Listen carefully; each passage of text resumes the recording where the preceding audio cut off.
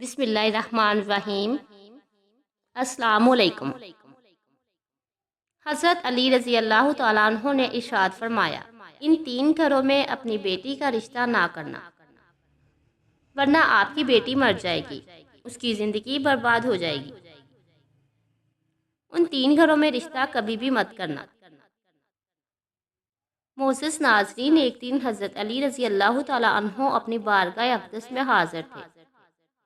ایک مالدار آدمی آیا، وہ بہت پریشان تھا۔ اس کے چہرے پر پریشانی کے آثار نمایاں محسوس ہو رہے تھے۔ اس نے حضرت علی رضی اللہ تعالیٰ عنہ سے عرض کی، اے امیر المومنین، میں بہت پریشان ہوں۔ حضرت علی رضی اللہ تعالیٰ عنہ نے فرمایا، کیا پریشانی ہے؟ کون سی بات ہے جو تجھے مجھ تک لے آئی؟ اس مالدار آدمی نے عرض کی، اے علی، میں اپنی بیٹی کا رشتہ کرنا چاہتا ہوں، اور اس بات کا ڈر لگا رہتا ہے کہ میری بیٹی کہیں دکھ، پریشانی اور مصیبت میں مبتلا نہ ہو جائے۔ میں اپنی بیوی کے ساتھ صلاح کر کے آپ کی خدمت میں حاضر ہوا ہوں۔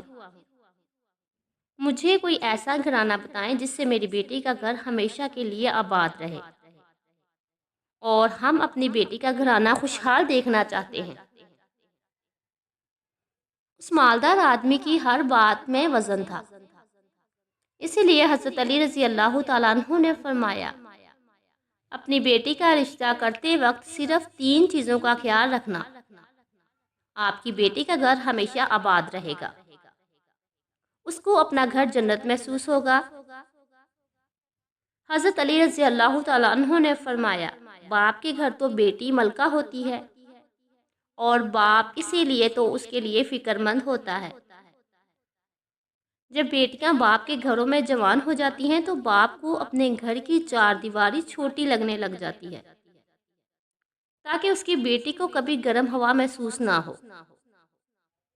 اے مالدار شخص، نہ ہی تمہاری بیٹی کو تمہاری دولت خوش کر سکتی ہے، اور نہ ہی اونچے اونچے گھر۔ اسی لیے تم جب بھی اپنی بیٹی کا رشتہ کرنے لگو تو تین چیزوں کا خیال رکھ لینا، تمہاری بیٹی کا گھر آباد ہو جائے گا، وہ بہت خوش رہے گی۔ تو مالدار شخص نے عرض کی، اے دماد رسول، وہ کون سی ایسی تین چیزیں ہیں جن کو دیکھتے ہوئے ہم اپنی بیٹی کا رشتہ طے کریں؟ حضرت علی رضی اللہ تعالیٰ عنہ نے فرمایا، یاد رکھ لینا، اپنی بیٹی کا رشتہ اس گھر میں مت کرنا جہاں جس گھر میں گھر کے تمام فیصلے عورت کرتی ہو، اور مرد اس گھر کے فیصلوں پر عمل کرتے ہو۔ اپنی بیٹی کا رشتہ ایسے گھر میں کبھی نہ کرنا، ورنہ تمہاری بیٹی کا گھر برباد ہو جائے گا، آپ کی بیٹی کی دنیا تباہ ہو جائے گی۔ معزز ناظرین، ہم نے یہ دیکھا ہے، جب بھی بیٹیوں کے رشتے ٹوٹتے ہیں تو چاہے جتنی بھی حسین لڑکی کیوں نہ ہو، وہ اس دنیا میں بے نام ہو جاتی ہے۔ اس کو نہ تو گھر والوں سے پیار ملتا ہے اور نہ ہی میکے والوں سے۔ وہ خود کو اپنے میکے والوں پر اور اپنے شوہر پر بوجھ لگنے لگ جاتی ہے۔ اور ہم نے ایسا بھی دیکھا ہے، بھائیوں نے بھی بہن کو بوجھ قرار دیا ہے۔ ایسے کئی گھر ہم نے اپنی آنکھوں سے دیکھے ہیں، اسی لیے ان کو ہر چھوٹے اور بڑے تانے دیتے رہتے ہیں۔ نہ تو اس بچی کو دن کو سکون ملتا ہے اور نہ ہی رات کو سکون کی نیند آتی ہے۔ وہ اپنے ماں باپ کو دیکھتی ہے اور فکر مند رہتی ہے کہ میری وجہ سے میرا میکا یعنی ماں باپ اور بہن بھائی پریشان رہتے ہیں۔ وہ گھٹ گھٹ کر مرنا شروع کر دیتی ہے، اور تھک ہار کر یا تو اپنے شوہر کو اپنا لیتی ہے اور شوہر کے ظلم و ستم کو سہنا شروع کر لیتی ہے، یا پھر اپنی زندگی سے تنگ آ کر بیمار ہو جاتی ہے۔ اسی لیے اے مالدار شخص، اپنی بیٹی کا رشتہ ایسے گھر کبھی مت کرنا جہاں عورت فیصلے کرتی ہو۔ حضرت علی رضی اللہ تعالیٰ عنہ نے فرمایا، اے شخص، اپنی بیٹی کا رشتہ کبھی بھی ایسے گھر مت کرنا جہاں عورتوں کی عزت نہ ہوتی ہو، جہاں صرف مرد ہی حکمرانی کرتا ہو۔ ایسے گھر میں بھی اپنی بیٹی کا رشتہ کبھی نہ کرنا، ورنہ تمہاری بیٹی کا گھر بسنے سے پہلے ہی اجڑ جائے گا۔ محترم ناظرین، ہم نے اپنے آس پاس کہیں نہ کہیں دیکھا یا سنا ضرور ہوگا، کئی ایسے گھر بھی ہیں جو عورت کو جوتی کی نوک پر رکھتے ہیں، حالانکہ اللہ کے پیارے نبی صلی اللہ علیہ وآلہ وسلم نے فرمایا، جیسا تم کھاؤ ویسا ہی اپنی بیویوں کو بھی کھلاؤ، جیسا تم پہنو ویسا ہی اپنی بیویوں کو بھی پہناؤ۔ لیکن بدقسمتی سے ہم نے ایسے گھر بھی دیکھے ہیں جو خود کو اول سمجھتے ہیں اور اپنی بیوی کو کسی خاطر خواہ میں نہیں لاتے،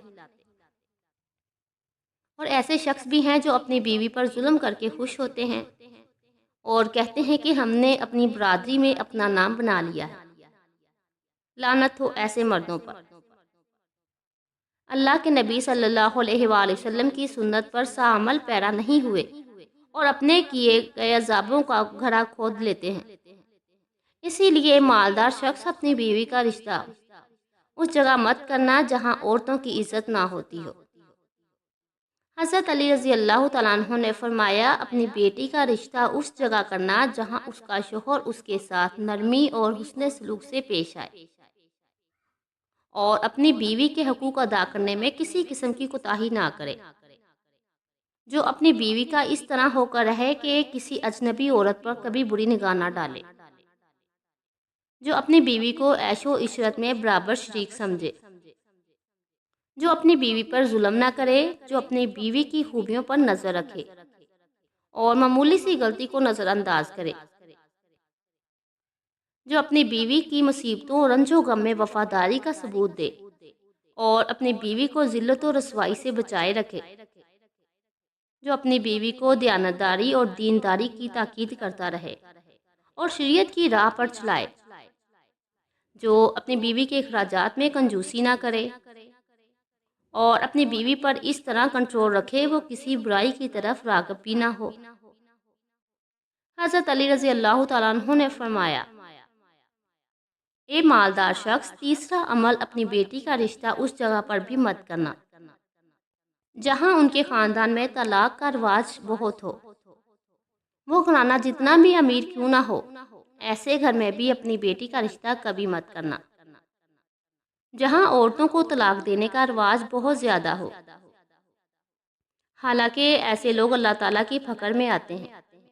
اللہ پاک کا ارشاد ہے، طلاق دینا بدترین عمل ہے، کیونکہ یہ عمل شیطان کو بہت پسند ہے۔ اللہ تعالیٰ طلاق دینے والے سے بہت ناراض ہوتے ہیں۔ محترم ناظرین، ذرا آپ خود سوچیں، جس عمل پر اللہ کی ذات ناراض ہو جائے تو اس دنیا میں کیسے خوش رہ سکتا ہے، بلکہ اس انسان کی تو آخرت بھی تباہ ہو جاتی ہے۔